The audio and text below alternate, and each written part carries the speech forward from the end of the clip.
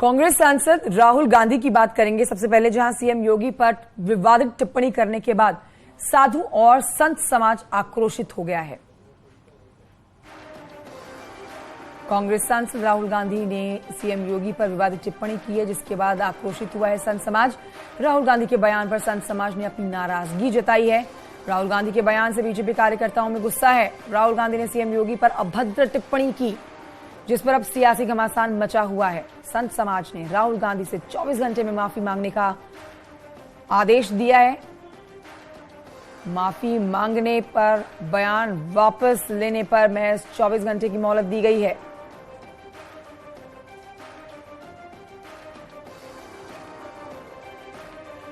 तो मुख्यमंत्री योगी आदित्यनाथ त्रिपुरा के दौरे पर हैं 2 दिन के लिए, लेकिन उससे पहले जो आपत्तिजनक शब्दों का इस्तेमाल राहुल गांधी की तरफ से किया गया है, उस पर संत समाज ने अपनी नाराजगी जता दी है। और 2 टूक संत समाज की तरफ से कहा गया है 24 घंटे के अंदर माफी मांगे राहुल गांधी और अपने दिए हुए शब्दों को वापस लें। उनको इस तरह के अपशब्द कहने का कोई अधिकार नहीं है। राहुल गांधी कांग्रेस सांसद लगातार सुर्खियों में बने रहते हैं। अब एक बार फिर से उत्तर प्रदेश के मुख्यमंत्री योगी आदित्यनाथ को लेकर उन्होंने विवादित टिप्पणी की है।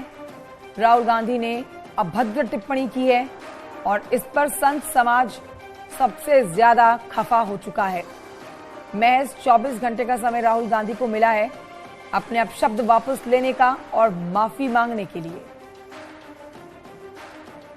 ऐसा ना करने पर भारी विरोध का सामना करना पड़ेगा, न सिर्फ राहुल गांधी बल्कि पूरी कांग्रेस पार्टी को।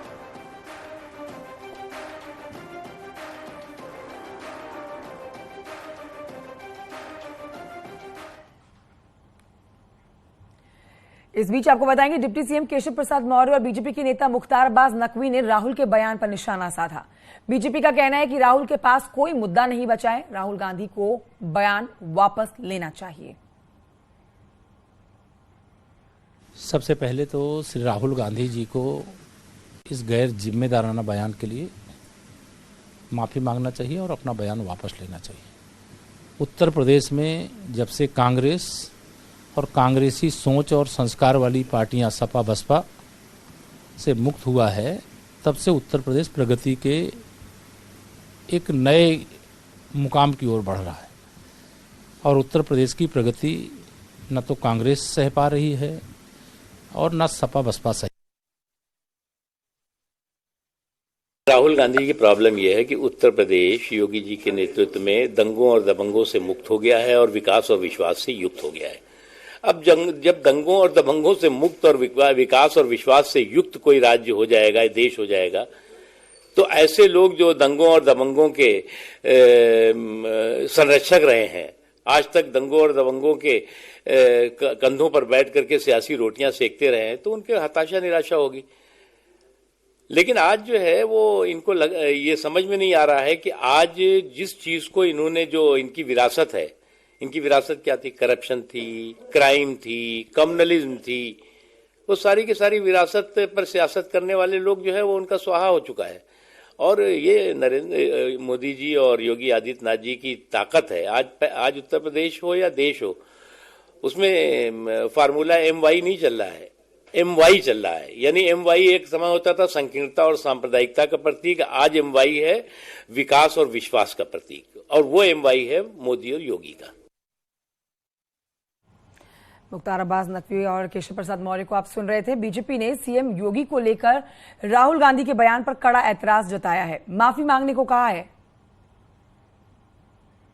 योगी आदित्यनाथ जी, जो कि महंत है गोरक्षनाथ मठ के, गोरखनाथ पीठ के, उनके ऊपर भी हमला बोला जा रहा है उसी कांग्रेस के एंटाइटल डायनेस समूह के द्वारा, जो कहते हैं कि योगी आदित्यनाथ जी कोई धार्मिक नेता नहीं है, बल्कि वो एक मामूली ठग है और बीजेपी अधर्म कर रही है।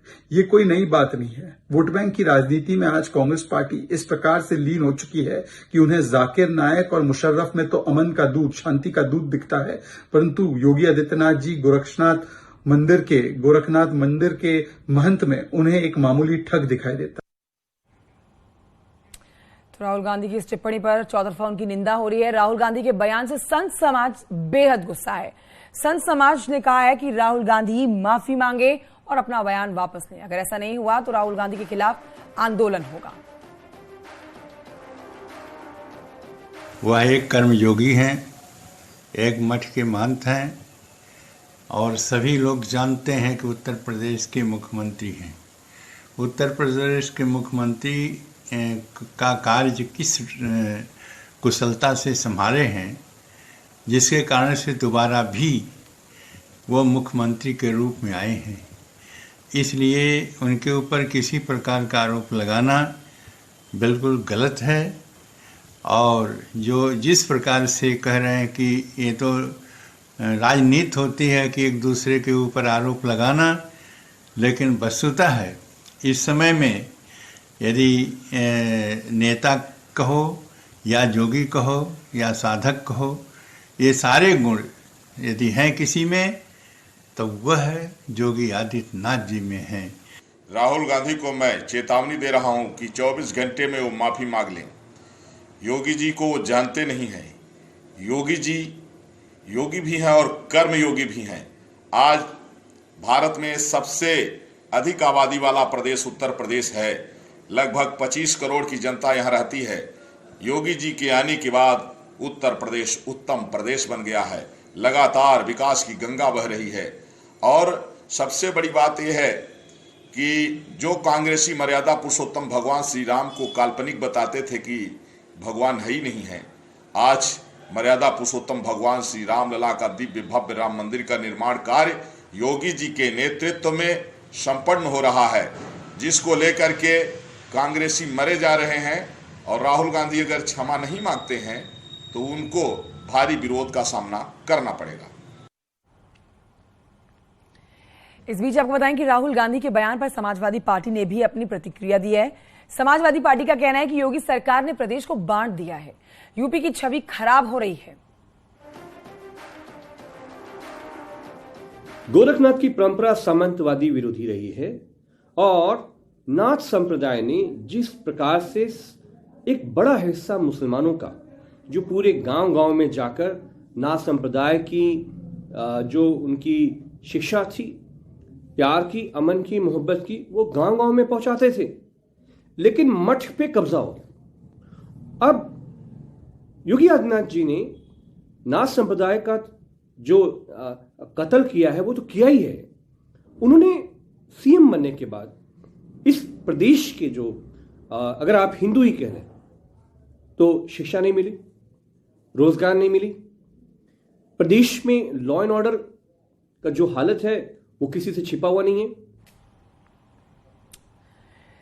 तो एक तरफ कांग्रेस के नेता प्रमोद कृष्णम का कहना है कि राहुल गांधी ऐसा कुछ कह ही नहीं सकते हैं, तो वहीं यूपी कांग्रेस प्रदेश अध्यक्ष ब्रजलाल खाबरी का कहना है कि राहुल ने जो कहा वो सोच समझकर कहा। को राहुल गांधी का फोबिया हो गया है। राहुल गांधी मंदिर जाएं तो क्यों जाते हैं, राहुल गांधी वैष्णो देवी की चढ़ाई चढ़े क्यों चढ़ते हैं, राहुल गांधी मानसरोवर जाएं तो प्रॉब्लम, राहुल गांधी केदारनाथ जाएं तो प्रॉब्लम, राहुल गांधी भारत जोड़ो यात्रा में पैदल चलें तो प्रॉब्लम। राहुल गांधी सभी धर्मों का सम्मान करते हैं, राहुल गांधी संतों का सम्मान करते हैं, राहुल गांधी किसी भी संत को अपमानित करने वाले शब्दों का प्रयोग कर ही नहीं सकते। देखिए, राहुल जी ने जो बोला है बहुत सोच समझ के बोला होगा।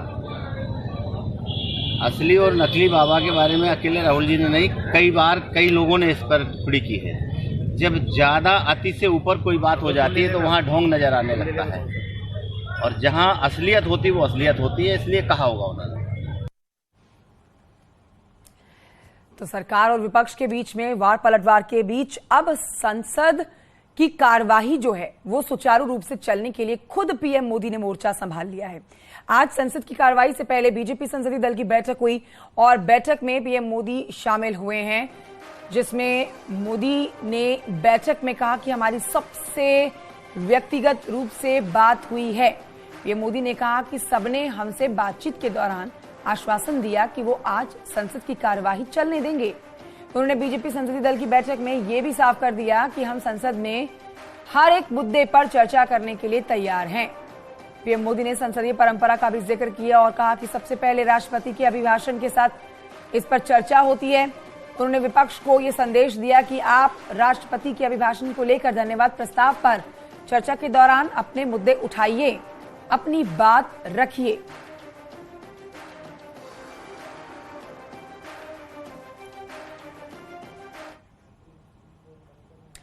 तो बड़ा सवाल यह है कि पीएम मोदी ने सांसदों को क्यों दी नसीहत।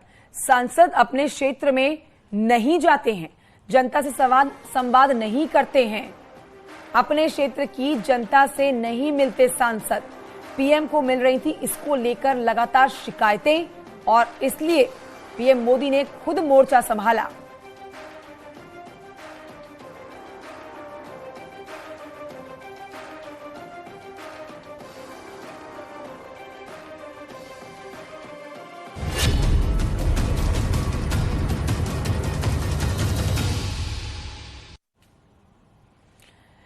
अखाड़ा परिषद के महंत नरेंद्र गिरी की मौत के मामले में आज आनंद गिरी समेत 2 लोगों पर कोर्ट आरोप तय करेगा। आनंद गिरी पर आत्महत्या के लिए उकसाने के आरोप लगे हुए हैं। इससे पहले कोर्ट ने 27 जनवरी की तारीख तय की थी, लेकिन आनंद गिरी के वकील ने एक अंतिम अवसर की मांग कर डाली, जिसके बाद कोर्ट ने 7 फरवरी यानी कि आज की तारीख तय की।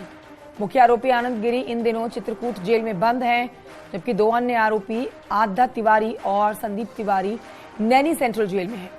आनंद गिरी ने इलाहाबाद हाईकोर्ट से जमानत मांगी थी, लेकिन कोर्ट ने अर्जी खारिज कर दी थी। बता दें आपको, अखिल भारतीय अखाड़ा परिषद के अध्यक्ष महंत नरेंद्र गिरी 20 सितंबर 2021 को प्रयागराज में श्रीमठ के एक कमरे में रस्सी के फंदे से लटके हुए मिले थे।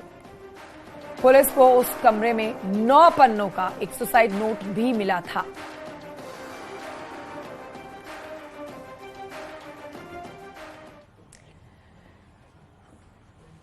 और आइए अब आगे बढ़ते आपको बताते हैं, साल 2024 यानी कि अगले साल लोकसभा चुनाव से पहले एक बार फिर से देश में एक देश एक कानून यानी कि यूनिफॉर्म सिविल कोड का मामला तूल पकड़ता जा रहा है। बीजेपी का यह एकमात्र एजेंडा है जिसे लागू करना बस बाकी रह गया है। तो दूसरी तरफ आपको बताएं, पर्सनल लॉ बोर्ड ने यूसीसी के खिलाफ एकजुटता का संदेश दिया और कुछ सियासत करके हल करने का काम कर रहे हैं। अयोध्या में श्री राम जन्मभूमि पर भव्य मंदिर का निर्माण हो रहा है। चाहते थे क्या ये पर्सनल लॉ बोर्ड वाले? जम्मू कश्मीर से धारा 370 हट गई, देश की एकता अखंडता के लिए जरूरी था, इनके कहने से नहीं हटी है। 3 तलाक जैसे एक महत्वपूर्ण मुस्लिम महिलाओं के साथ जो अत्याचार था उससे मुक्ति राष्ट्र को दिलाने का काम प्रधानमंत्री माननीय श्री नरेंद्र मोदी जी के नेतृत्व में हो गया। लेकिन समाजवादी पार्टी के सांसद शफीकुर रहमान बर्क ने यूनिफॉर्म सिविल कोड को 2 समुदाय के बीच विवाद बढ़ाने वाला कानून बता दिया। तो बीजेपी विधायक नंद किशोर गुर्जर ने कहा कि यूसीसी देश की मांग है कि ये यूनिवर्सल सिविल कोड जो लागू करने की बात कर रहे हैं ये कभी लागू नहीं होगा और न होना चाहिए।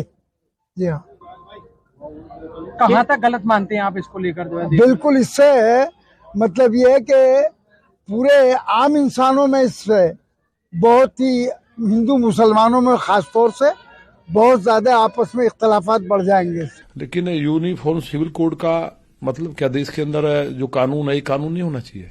जब एक संविधान है, संविधान को मानने की बात बार बार करते हैं तो फिर तो यहाँ लोकतंत्र नहीं है, राजतंत्र है, जो चाहेंगे वो करेंगे। तो जो चीजें सुधर रही हैं, जो पहले गलत थी उनको कोई विषय नहीं है, सुधरनी चाहिए। और ये जो बोर्ड में बैठते हैं 1-2 लोग अतिवादी होते हैं, कहीं ना कहीं कट्टरपंथी मुल्कों के इशारे पे, जो बाहर जो आईएसआई जैसी जो एजेंसियां उनके इशारे पे एक आध आदमी घुसा होता है। यूनिफॉर्म सिविल कोड यानी समान नागरिक अधिकार एक ऐसा मुद्दा है जिसे लेकर तमाम मुफ्ती मौलानाओं का विरोध सामने आता रहा है। ओवैसी, बर्क और पर्सनल लॉ बोर्ड सबको इससे दिक्कत है, लेकिन ऐसा क्यों? कॉमन सिविल कोड के बारे में ये तय हुआ है कि हम लोग मिलकर मुल्क में ये रायआमा हमवार करेंगे कि कॉमन सिविल कोड हमारे देश के लिए मुनासिब नहीं है और हम हुकूमत से भी मौका आएगा तो नुमाइंदगी करेंगे और तमाम मुल्क के उन तमाम लोगों को साथ लेकर के जो कॉमन सिविल कोड के फेवर में नहीं है और जो अपनी मजहबी और समाजी हैसियत के साथ इस मुल्क में सदियों से ज़िंदगी गुजारते हैं, जो इस मुल्क की खूबसूरती है वो कायम रहना चाहिए। एनजीओ हैं, एनजीओ की तरह काम करिए, सोशल वर्क करिए, लेकिन आप जब हमारे संविधान और देश की सरकार और तमाम मुस्लिम समाज के लोगों की ठेकेदारी करिएगा तो आप भी जांच के दायरे में आएंगे और आप पर भी प्रश्न खड़ा होगा। लिहाजा आप मुझे ज्ञान मत बांटिए। कानून के विरोधी एकजुट होने की तैयारी में, लेकिन सबसे बड़ा सवाल यह है कि आखिर खास मजहब के लोगों को इससे दिक्कत क्यों है। तो इसे आप इस तरह समझ सकते हैं, शादी, तलाक, गुजारा भत्ता, विरासत, संपत्ति, यानी इन सब पर एक एक जैसा कानून लागू होना चाहिए, चाहे वो व्यक्ति किसी धर्म का हो या किसी भी जाति का। देश में अलग अलग धर्म के लिए अलग अलग पर्सनल लॉ है, लेकिन समान नागरिक अधिकार लागू होने के बाद सभी एक छत के नीचे आ जाएंगे और जो कुरीतियां हैं वो खत्म हो जाएंगी। बावजूद इसके विरोध जारी है। Bureau report, news 18।